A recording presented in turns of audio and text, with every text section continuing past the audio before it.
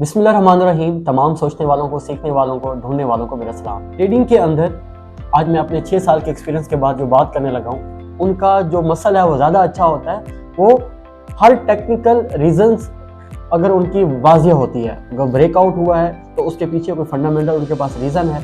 अगर market range के अंदर है, मार्केट वहीं पिंग पोंग कर रही है, तो उनके पीछे अगर उनको रीजंस पता है तो वो बहुत अच्छे से फैसला लेते हैं। मैं आपको 3-4 मिसालों से ये समझाता हूँ कि कामयाब ट्रेडर का माइंडसेट क्या होता है, उनकी अप्रोच कैसे होती है। सबसे पहले मैं ऑयल से शुरू करता हूँ। कल रात को ट्रंप ने एक स्पीच की, उसमें ये कहा, उसने क्या किया, वेनेजुएला के ऊपर पाबंदी आयद की या पाबंदी लगाने लगे हैं। अब वेनेजुएला के ऊपर जब पाबंदी लग रही है तो वेनेजुएला को अगर आप देखें, वहाँ वेनेजुएला एक ऐसी जगह है जो 8 lakh 9 lakh barrel per day के हवाले से ऑयल प्रोडक्शन कर रही है। अगर उसके ऊपर यूएसए की तरफ से पाबंदी लगती है तो वो ऑयल प्रोडक्शन नहीं कर पा रहे, तो ऐसे में आप देखें कि ऑयल की सप्लाई जो है वो कम होगी और डिमांड ज़्यादा हो जाएगी, उसके रेट इंक्रीज होंगे। दूसरे एग्जांपल से मैं समझाता हूँ कि वो ये है कि गोल्ड को देख लें। गोल्ड क्यों अप हुआ, जैसे अभी मैंने बताया ऑयल क्यों अप हो रहा है, ऑयल की प्राइसेस क्यों अप हो रही हैं, तो दूसरी मैं रीज़न बता रहा हूँ कि गोल्ड की प्राइसेस क्यों अप हो रही है। गोल्ड की जो एक मेन रीज़न है, आप देखिए यूएस रशिया टॉक थी सऊदी अरब के अंदर, तो वहाँ पर क्या किया है, वहाँ पर ज़ेलेंस्की जो यूक्रेन के प्रेसिडेंट हैं वो नहीं है। तो जब एक पीस टॉक हो रही है, सीज फायर की बात हो रही है, मुफाहमत की बात हो रही है, वहाँ पर एक प्रेसिडेंट का ना आना ये सीधा थ्रेट होता है, और इसको गोल्ड ने एक बखूबी इंजॉय किया है इस मूव को। 2 बातें। तीसरी बात, अगर बैंक ऑफ जापान की तरफ जाएं तो बैंक ऑफ जापान में एक हायरिंग हुई है। वो हायरिंग, इसे उर्दू में तकरीरी कहा जाता है, वो हायरिंग हुई है। वो क्या है, उनका नाम है जिनको कोइडा।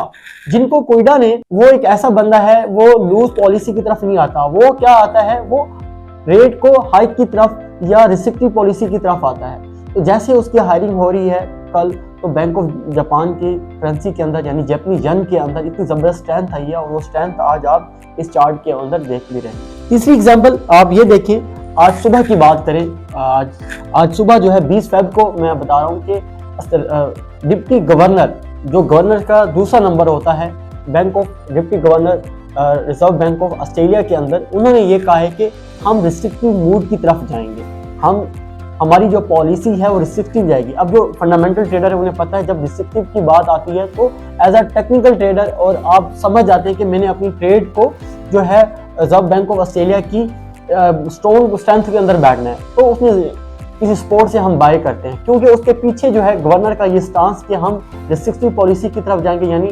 हॉटिश मूड की तरफ जाएंगे।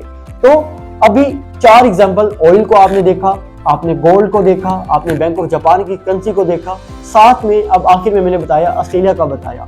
इनके पीछे आपको टेक्निकल भी अवामिल का पता है, और अमूमन ट्रेडर क्या करता है, जो टेक्निकल को देख रहा होता है, फंडामेंटल को नहीं देख रहा होता।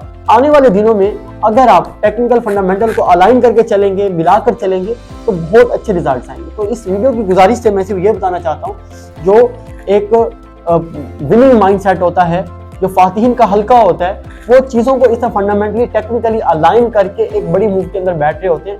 जब आप इस तरह से मेहनत करेंगे तो आपका साइकोलॉजिकली यानी ट्रेड होल्डिंग की पावर भी बढ़ेगी। और साथ में मैं अपना अब एक अकाउंट दिखा रहा हूँ, मैं पिछले 3 मंथ से मैं 99% मेरी एक्यूरेसी आई है। ये मेरा कॉपी ट्रेडिंग का अकाउंट है, वेल्थ जर्नी के नाम से।